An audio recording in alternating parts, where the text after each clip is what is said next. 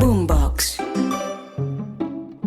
Hola a todos, bienvenidos a Calamares en su tinta. Este espacio, como ustedes ya saben, para que hablemos de historia, de historias, de personajes raros y curiosos, de libros, en fin. De hecho, en esta salida vamos a hablar justo de los libros y de esa pasión abrazadora, voraz, insaciable, que sé que aquí compartimos muchos por ese objeto prodigioso al que tantos desde hace tiempo le han vaticinado una muerte que no solo no llega, sino que cada vez más el libro está en los corazones y en las bibliotecas de más gente. El libro sigue allí acompañándonos, no solo en sus contenidos, no solo con lo que llevan consigo y llevan adentro, esos objetos prodigiosos, ya dije que vamos abriendo y que realmente son como un conjuro, como un acto mágico, porque en ellos late el universo. Pero ya desde hace décadas hay una visión apocalíptica y tenebrosa sobre el futuro del libro, sobre todo el libro de papel, enfrentado, claro, con el libro digital. Porque hoy mucha gente lleva en su bolsillo o en el carro, cuando se monta en un avión, en su teléfono celular, en una tableta, una biblioteca que es mucho más grande que la mítica biblioteca de Alejandría o la de Pérgamo. Entonces, hace años hubo unos profetas del desastre que dijeron: el libro se va a acabar. Porque por un lado está la competencia, claro, de muchas formas del entretenimiento que le han ido robando a codazos un espacio que el libro tuvo siempre cuando era un objeto de consumo, no solo para los lectores y para los ilustrados y para los eruditos, sino para toda la gente que se conectaba con unos mundos distintos y distantes a través del libro, cuando iba a la playa, cuando estaba en vacaciones. Digamos que antes había muchos más lectores de ocasión que consumían y compraban libros para informarse, para enterarse de las novedades de la actualidad, de las cuestiones políticas, para leer también biografías de personajes que venían de otros ámbitos, del mundo del cine, de la música, del fútbol, etcétera. Y entonces eso sí se ha ido perdiendo porque mucha de esa gente pues va mudando hacia otras formas del entretenimiento que no es que sean más accesibles o asequibles, no es que sean más fáciles o más baratas, sino que tienen un encanto inmediatista pues mucho mayor, mucho más seductor, y la gente hoy en su teléfono pues ve series, ve películas, ve memes, está en las redes sociales, va a Instagram, va a TikTok, pasa por Twitter. Yo me niego de plano a hablar de X. Me parece una deshonra, una humillación, un acto de envilecimiento casi decirle a Twitter X. De suerte que aquí seguirá siendo por siempre y para siempre Twitter. Entonces la gente se pasea por una cantidad de opciones de la distracción y el entretenimiento que hacen que el encuentro con los libros pues sea cada vez más distante y episódico. Y ese es un hecho innegable, es una realidad que no podemos ocultar, es un fenómeno de nuestro tiempo que sin embargo no afecta a la legión de lectores consagrados que siguen instalados en esa devoción no solo por el libro, sino también por el objeto físico y material al que le damos ese nombre, porque el libro se bifurca y es las dos cosas a la vez, se desdobla, se parte. El libro es su contenido, el libro es el texto, y para encontrarnos con el texto hay muchos caminos, hay muchas vías. Están los libros digitales, están los audiolibros y está el libro de papel. Pero somos muchos los que no hemos renunciado, y ese no es un acto encomiable ni heroico, no hay que idealizarlo ni romantizarlo como dicen ahora los jóvenes y los no tan jóvenes. No me gusta esa idea de la lectura del libro de papel como una forma de la abnegación y el heroísmo, porque no lo es en absoluto. Solo que somos muchos los que todavía creemos que ahí hay una forma de la diversión, del entretenimiento y del conocimiento que es irreemplazable y que tiene justo esa dimensión física, tangible, olfativa, casi erótica. Pero una cosa es el texto, es el contenido, es lo que los libros arrastran consigo, y otra muy distinta es lo que podríamos llamar la bibliofilia, la bibliopatía, la bibliomanía, que es realmente la locura, el desbordamiento, esa voracidad insaciable, que es una de las formas de la acumulación, que para muchos resulta siendo también una aberración. Tenemos no solo que leerlo todo, o queremos hacerlo de manera siempre ilusa y fallida, porque ese es el sueño imposible, la utopía del lector, que quiere abarcar todos los libros que le van llegando, y resulta que cada vez queda menos tiempo también para leer, porque además los lectores viejos nos vamos volviendo resabiados, redomados. A mí me pasa, y les confieso aquí en un tono más o menos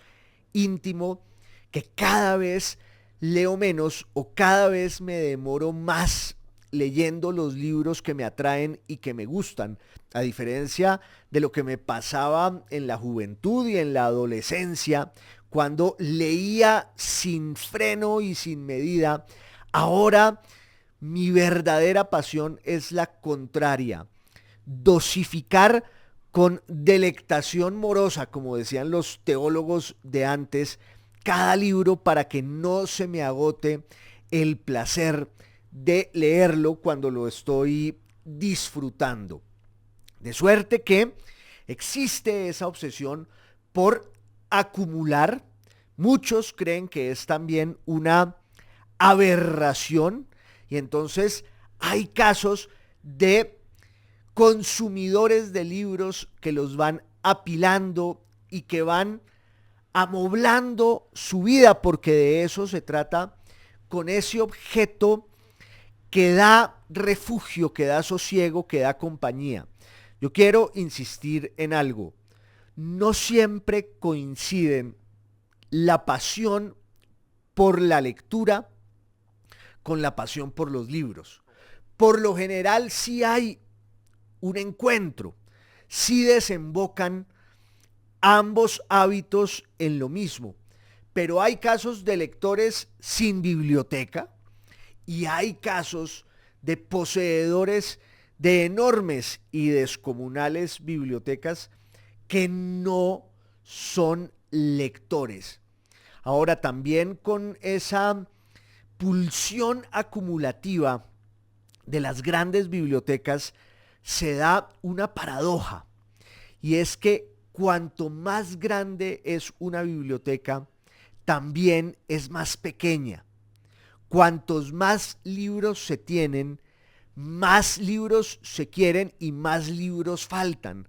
Es como si el ensanchamiento de una biblioteca la acumulación cada vez mayor de los libros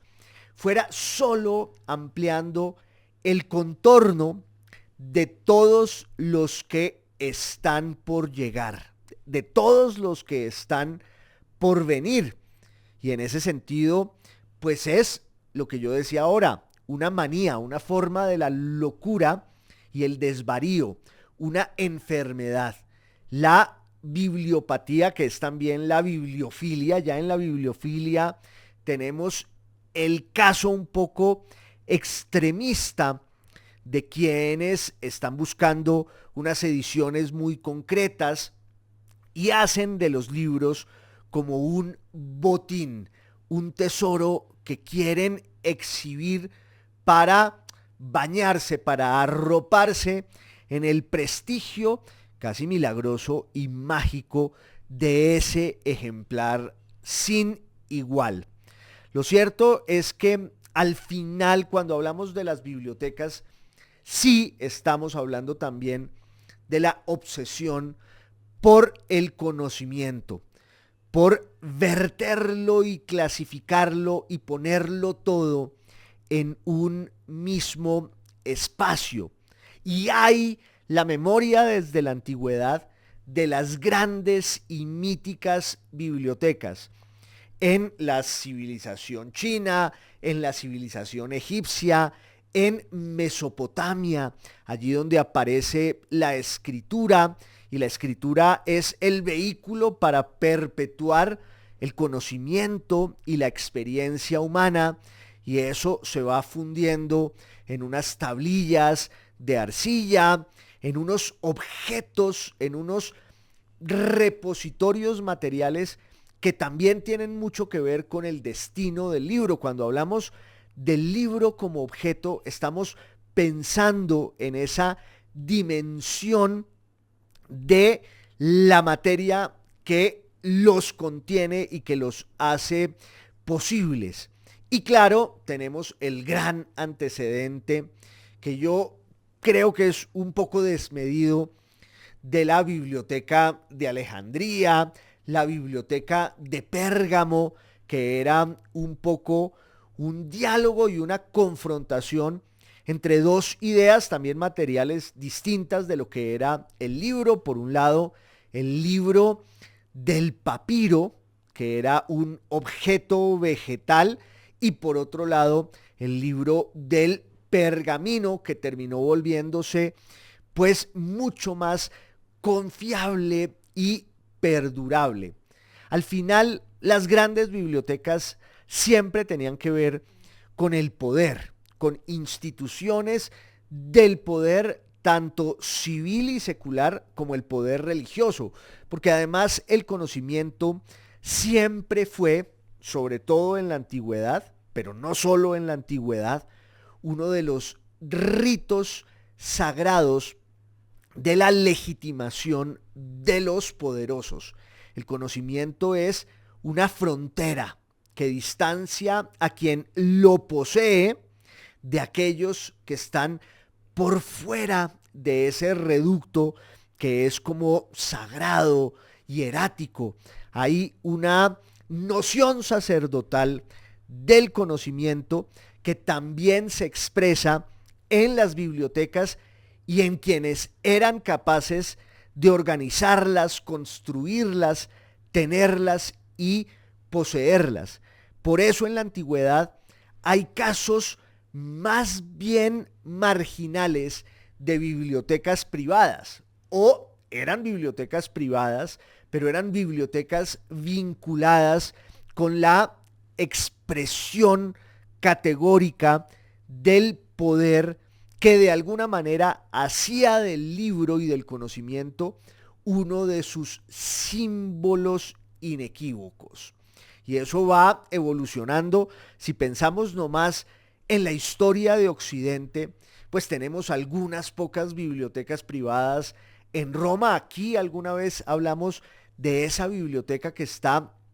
en Herculano, una biblioteca de unos papiros que fueron calcinados cuando la erupción del monte Vesubio en el año 79 de la era cristiana, que era una biblioteca familiar, señorial, a cargo de un gran personaje que se llamaba Filodemo de Gadara, que era, entre otras cosas, el maestro, el profesor de escritores y poetas grandiosos como el propio Virgilio, como Horacio, y luego están, claro, esas grandes bibliotecas en Roma que tienen un vínculo con las familias patricias y con el ejercicio mismo del poder imperial. Y va evolucionando también la cuestión material del libro en el tránsito entre el rollo y el volumen que ya es el libro tal como lo conocemos hoy y que realmente es un objeto precioso, utilísimo y prodigioso, porque tiene las dos tapas y al abrirlo nos encontramos con las páginas y en las páginas yace y bulle y tiembla, pues el universo con todas sus posibilidades inagotables. Y allí nos asomamos y nos lanzamos como si fuera un abismo. Esa idea metafórica del texto como un hecho abismal que nos va consumiendo, pues también tiene mucho que ver con la lectura y con el objeto que durante siglos la hizo posible, que no es otra cosa que el libro que todavía muchos llevamos con nosotros cuando hacemos una fila en el banco, cuando estamos en una sala de espera, antes de que algún odontólogo o sobre todo algún dentista nos vaya a torturar. Y así va evolucionando esta historia, a la cual yo quiero hoy de alguna manera celebrar y homenajear en esta salida con varios de sus héroes, de los grandes ídolos de la bibliomanía y de la bibliopatía y de la bibliofilia. En la evolución histórica del libro entre la antigüedad grecorromana y la Edad Media, ya decía, hay pocos casos en los cuales tengamos con toda claridad el papel de un dueño de una librería o de una biblioteca privada. De pronto, en el siglo VI, un sabio monumental como Casiodoro, pero sin duda entre la antigüedad y eso que se llama de forma siempre tan equívoca pero inevitable la Edad Media, el conocimiento libresco, el conocimiento de la literatura, la poesía, la filosofía, la historia, la filología, se van refugiando en la institución que preservó y perpetuó ese fuego del saber antiguo que es la iglesia. Gústenos o no, querámoslo o no, en el tránsito entre el mundo antiguo y el mundo medieval, pues es la iglesia cristiana la que se echa al hombro la preservación del conocimiento y del saber, lo cual también significó, y esto no hay que ignorarlo, la supresión y la extirpación de muchas otras formas de ese conocimiento, de ese saber, de esa literatura, de esa filosofía que se consideraban vinculadas siempre con el paganismo contra el cual el cristianismo se había enfrentado y lo había derrotado desde el siglo primero de la era cristiana, más o menos hasta el siglo cuarto, hasta el siglo quinto, y hay ahí un periodo de indefinición maravilloso que algunos autores llaman la antigüedad tardía, que es ese cambio de piel entre la antigüedad grecorromana, pagana, politeísta propiamente dicha, y el nuevo mundo que se inaugura con el predominio del cristianismo en el imperio romano, y es entonces el inicio muy vacilante de lo que muchos historiadores mucho después van a llamar la Edad Media, que es una categoría impregnada, siempre lo digo aquí, de una cantidad de prejuicios estúpidos y falsos. Esa idea del mundo medieval como un mundo pestilente, oscuro, ignorante. Igual el tránsito entre la antigüedad y la Edad Media pues fue muy lento, y allí hay un momento de indefinición en el que de alguna forma las brasas, la fogata, el fuego de la sabiduría pagana sigue ardiendo y necesita como un soplo de aire para atizar otra vez ese fuego que está allí y que aún nos da calor y que aún nos deslumbra. Y eso fue lo que pasó de muchas maneras en la Edad Media, gracias, entre otras cosas, a la propia Iglesia Católica, que renunciaba a muchos de los conocimientos del paganismo, pero otros los iba preservando, los iba rescatando. Sin embargo, los libros en el mundo medieval, sobre todo en el mundo medieval occidental, europeo, latino, que es donde realmente la Edad Media tiene sentido y entidad, los libros allí son libros de pergamino y son manuscritos que cuestan mucho. Hay una diferencia cuantitativa entre lo que está pasando en el ámbito occidental, en lo que hoy llamamos Europa, y lo que está pasando en el ámbito mismo del cristianismo, en un mundo riquísimo y bellísimo que es, por ejemplo, el del Imperio Romano de Oriente, el Imperio Bizantino, donde allí sí no hubo tan de tajo una ruptura entre la antigüedad y lo que muchos llaman la Edad Media. Bizancio siguió el curso de la sabiduría helénica y helenística y la fusión entre el paganismo y el cristianismo, y ahí había más bibliotecas, había más libros, mientras que en los monasterios y en las abadías y en los feudos occidentales las bibliotecas eran de verdad un milagro, porque irrigarlas, cultivarlas, preservarlas era muy difícil desde el punto de vista físico, desde el punto de vista climático, pero también desde el punto de vista intelectual. Pero eso cambia con la irrupción, si seguimos una lectura esquemática que a muchos no les gusta, pero que también es inevitable. Esa idea de la historia occidental como la sucesión de unos periodos que tienen su nombre y que tienen sus características. La historia realmente no es eso, pero también es muy difícil pensar la historia sin ese mínimo esquematismo que con esos mojones nos deja leerla con un cierto orden, con el orden y la coherencia que la historia no tiene, porque la historia va ocurriendo y solo después se va decantando en un relato que es al que le damos justo el nombre de la historia. Y entonces, cuando pensamos en la historia occidental, pues tenemos la antigüedad, luego tenemos la larguísima y riquísima y sabia y apasionante y luminosa Edad Media, que puede ser un periodo, una larga temporada de un milenio entero en el que ocurrió de todo,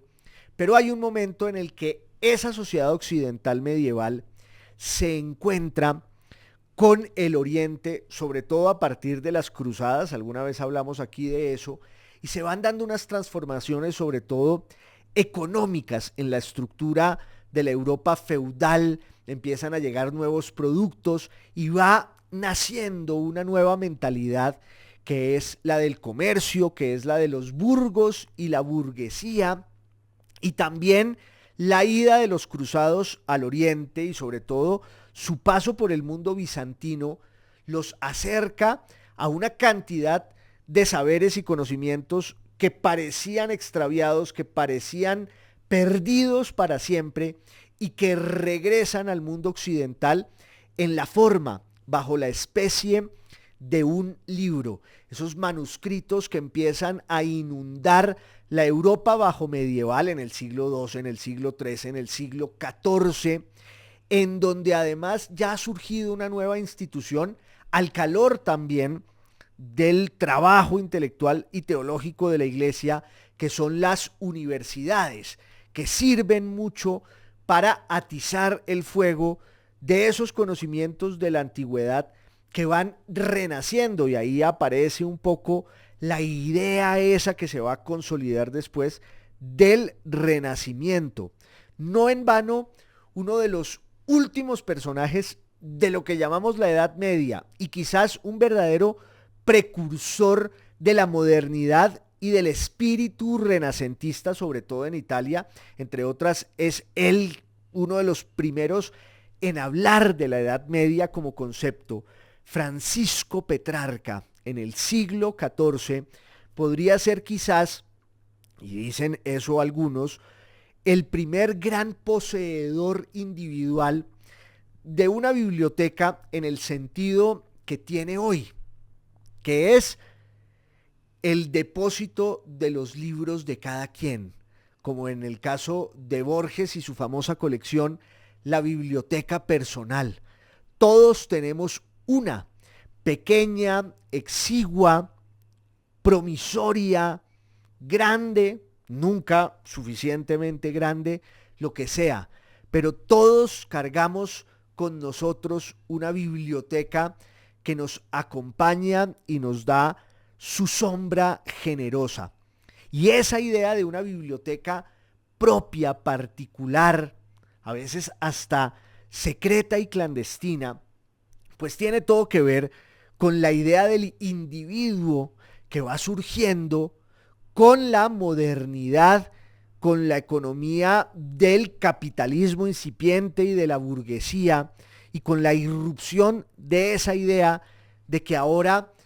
el individuo pues es el artífice de su propio destino, que es también una noción un poco utópica y absurda, y en muchos casos trágica, pero es uno de los atributos esenciales y definitorios de eso que llamamos la modernidad. No existe la modernidad sin la irrupción del individuo. Y la idea del individuo, que también es un agente comercial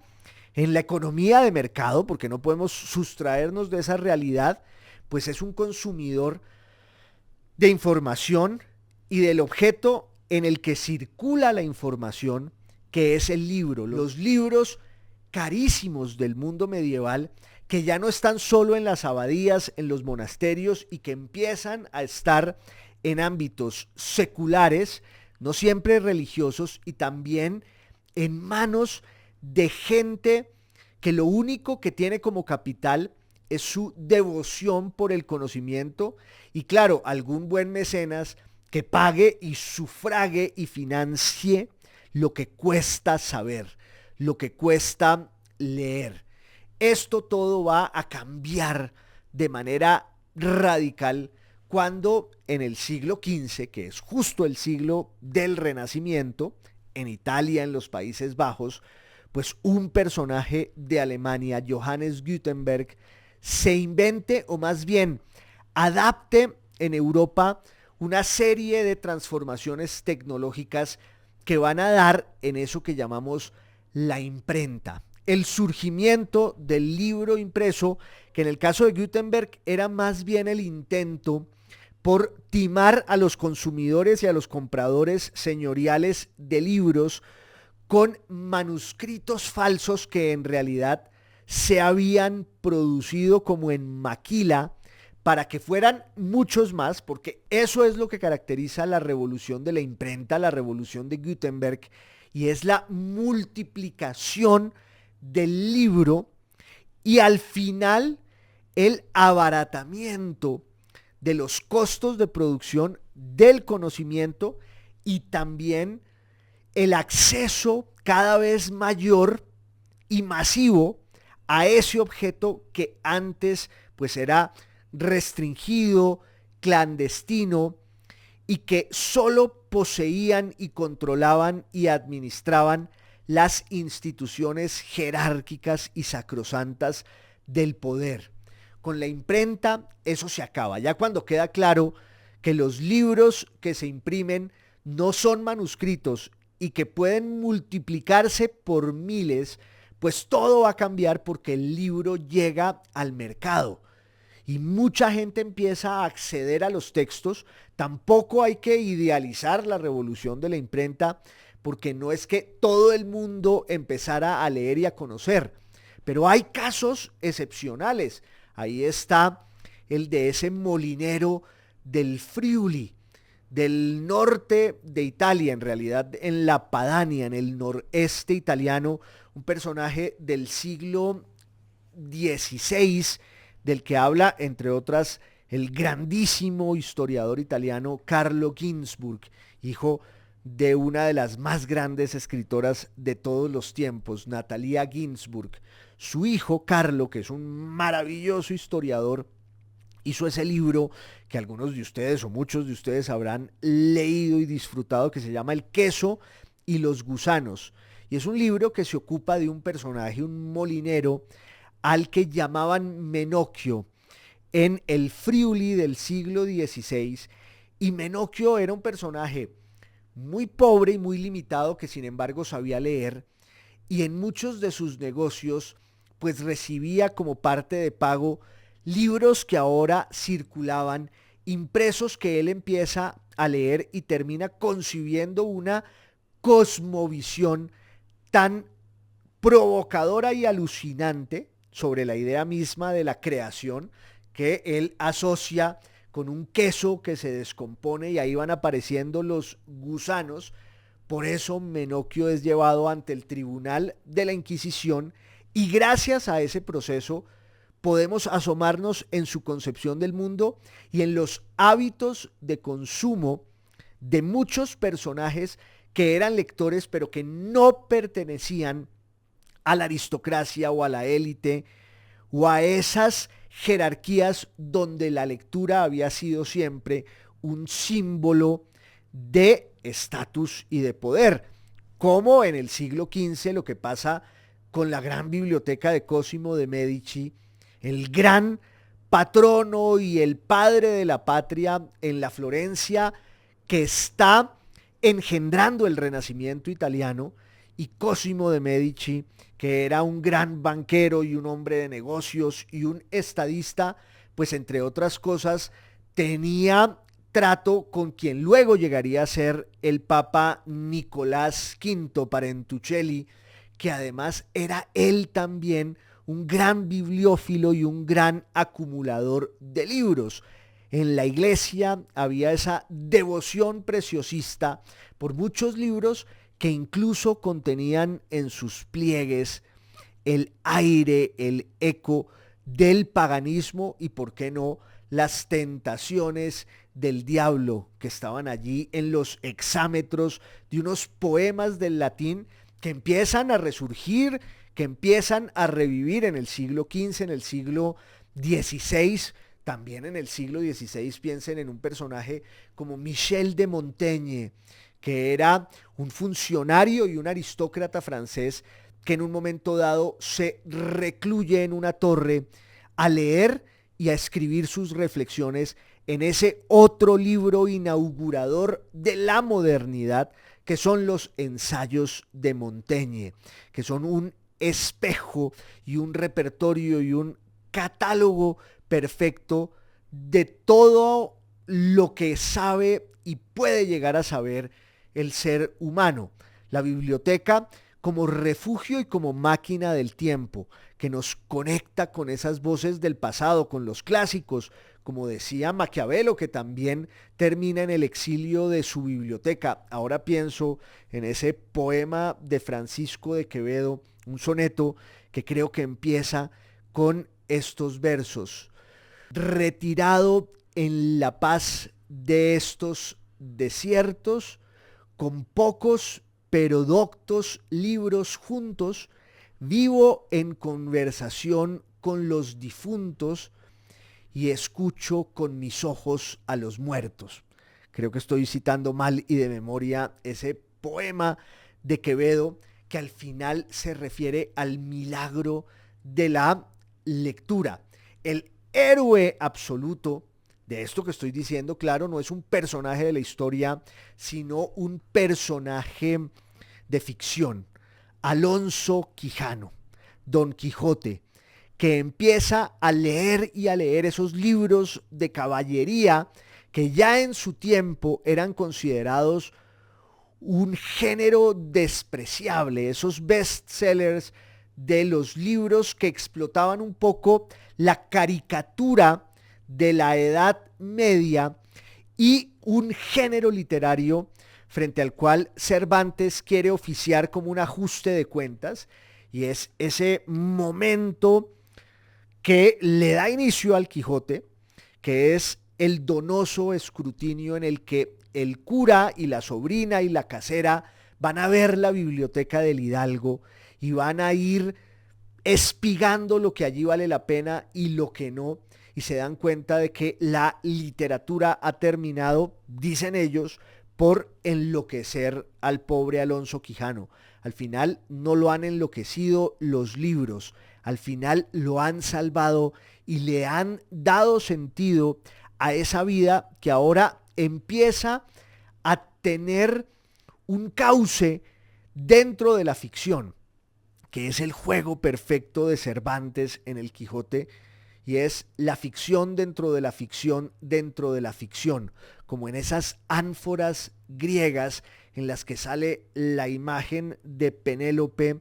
que está tejiendo el famoso telar, pero ahí en el telar hay un motivo y uno se asoma y es Penélope que está tejiendo el telar mientras adentro sigue haciéndolo y sigue haciéndolo sin parar. En Colombia tuvimos una tradición de bibliófilos, de eruditos, ya en el mundo del siglo XVIII de la Ilustración, pues la lectura y sobre todo las bibliotecas son el herbario de la revolución, saltar de la ciencia, de la navegación, saltar de una cantidad de saberes que ahora tienen un afán clasificatorio dentro de ese espíritu científico e ilustrado, saltar de allí a lo prohibido, a cuestionar el poder sacrosanto de las instituciones del antiguo régimen, la monarquía, la propia iglesia. En el caso de lo que hoy llamamos Colombia, pienso por ejemplo en la biblioteca descomunal de Joaquín de Mosquera y Figueroa, en la biblioteca de Antonio Nariño, que además él mismo imprimía libros o los importaba para venderlos, porque era comerciante, pero también los leía y ventilaba aquí nuevos aires. O piensa uno en la biblioteca de don Francisco de Miranda, que fue el deslumbramiento de sus interlocutores en París, en Londres, donde acabó esa biblioteca en manos nada menos y nada más que de don Andrés Bello, y fue subastada en 3 lotes. Así de grande era esa biblioteca, plagada de clásicos de la antigüedad griega y romana y textos literarios unos, filosóficos otros, que de alguna manera explican el proceso de la independencia. Lo decía Miguel Antonio Caro, si queremos entender qué fue la independencia, remontémonos hasta la biblioteca de Nariño. Ya luego, en el siglo XX, hay grandes bibliófilos en Colombia. Uno de mis ídolos, Nicolás Gómez Dávila, que se fue al periodo de entreguerras con su inmensa fortuna en Europa e iba comprando y comprando libros que traía acá y no solo los acumulaba, también los leía y los interpretaba como el mejor, en un diálogo silencioso y nocturno con esas figuras oraculares que fueron también la fuente de su obra, que son una serie de reflexiones y pensamientos muy brillantes y muy bellos que nacen de ese diálogo suyo en su biblioteca con esos personajes que están allí, que pueden ser Platón, Maquiavelo, el propio Montaigne, Cervantes, Charles Dickens, u otro gran bibliófilo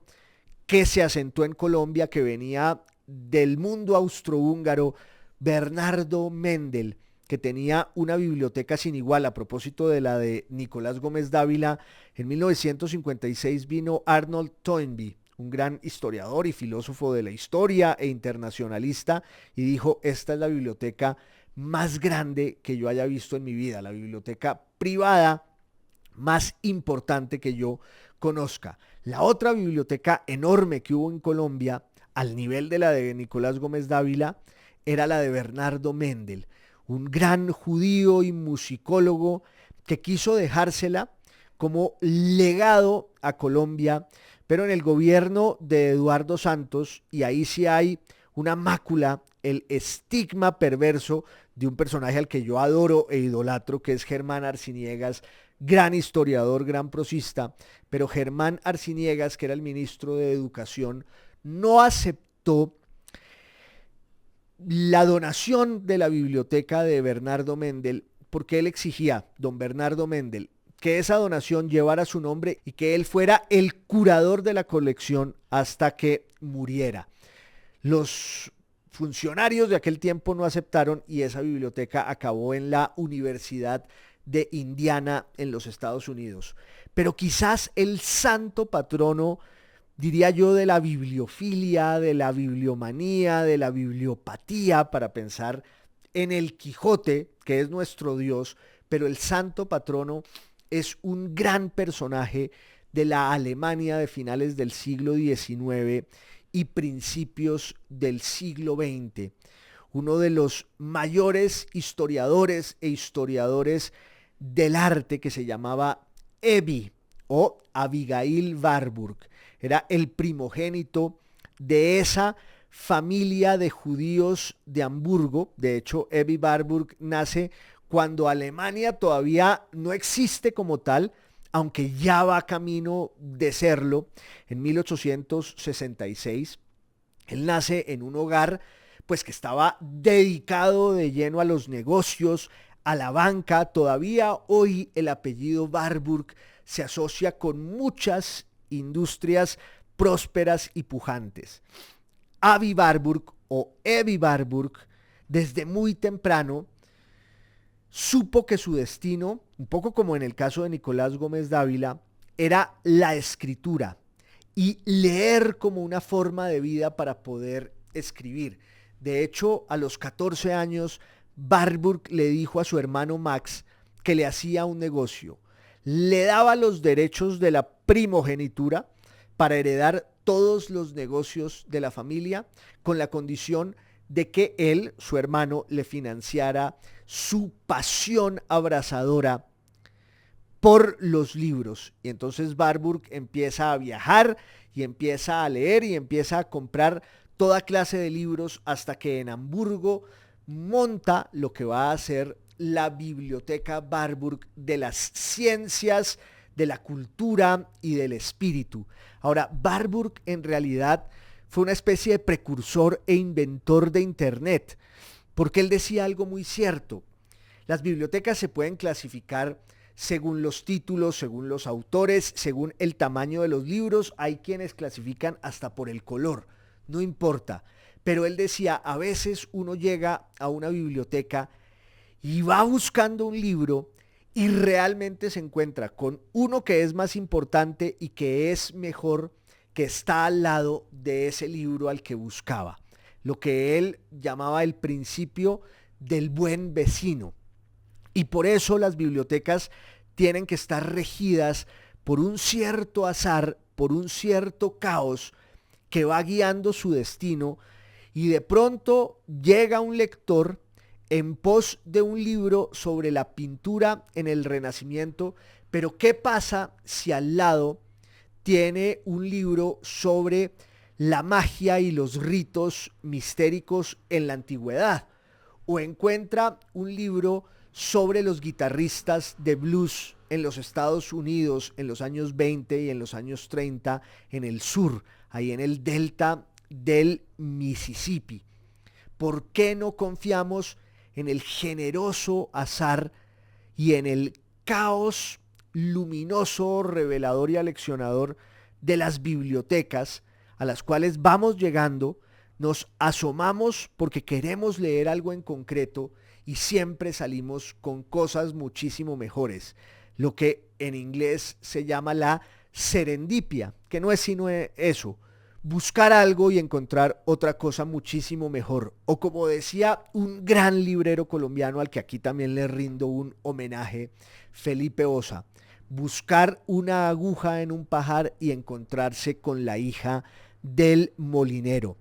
La gran obsesión de Evi Warburg era el Renacimiento florentino y algunos artistas del siglo XV italiano, pero él quería mostrar cómo realmente la antigüedad griega y romana habitaba todavía con su fuego inextinguible ese mundo de la Florencia o la Venecia del 400, del siglo XV, luego del siglo XVI, y llegó a tener esa biblioteca descomunal que era suya y que luego sus hermanos dijeron, pues abrámosla al público para que vengan muchos investigadores, muchos lectores allí en Hamburgo, gracias entre otras a los dos secretarios que tuvo Warburg, que eran una gran historiadora, Gertrud Bing, y el custodio inmejorable y continuador de esa labor, que fue un personaje que se llamaba Fritz Saxl. Pero claro, el destino de la biblioteca de Evi Warburg en la Alemania de los años 20 y de los años 30, mientras a él, a su dueño, lo iban consumiendo la ansiedad y la depresión, terminó recluido en una clínica mental en Suiza, en la que, entre otras muchas décadas después, también había estado Friedrich Nietzsche, uno de sus ídolos. Pero al final, desde 1923-22, el pobre Warburg ya no tenía arrestos para continuar con su labor sin par, y la van a seguir con devoción sus discípulos hasta cuando se da la irrupción del nacionalsocialismo, que estaba ensañado con lo que representaba la cultura judía en la Alemania de la República de Weimar, en la Alemania de finales del siglo XIX y luego después de la Primera Guerra Mundial, cuando se inaugura el modelo político de Weimar y ahí aparece un personaje como Warburg, y luego el nazismo se ensaña con los pensadores judíos, con los libreros judíos, con los escritores y académicos judíos, y el caso de la biblioteca de Evi Warburg o de Evi Warburg no fue una excepción. El fuego empieza a acecharla de la peor manera, se va filtrando por las endijas, como que empieza a tocar la puerta, hasta que Fritz Saxl convence a la familia Warburg de sobornar a esos jerarcas perversos del nazismo en Hamburgo, y logran que esa biblioteca huya en un barco. Algunos dicen que fueron en realidad 2 vapores que la llevan a Londres, donde va a ser preservada y rescatada del fuego, la infamia y la ignominia. Y ahí está todavía como un testimonio de esa historia, en la Universidad de Londres, en un edificio en el barrio de Bloomsbury, la biblioteca de Evi Warburg, en lo que hoy se llama el Instituto Warburg para estudios históricos, de historia del arte, de lo que se llamaba las ciencias de la cultura. En Hamburgo queda también el cascarón de lo que fue, pero el alma está en Londres y desperdigada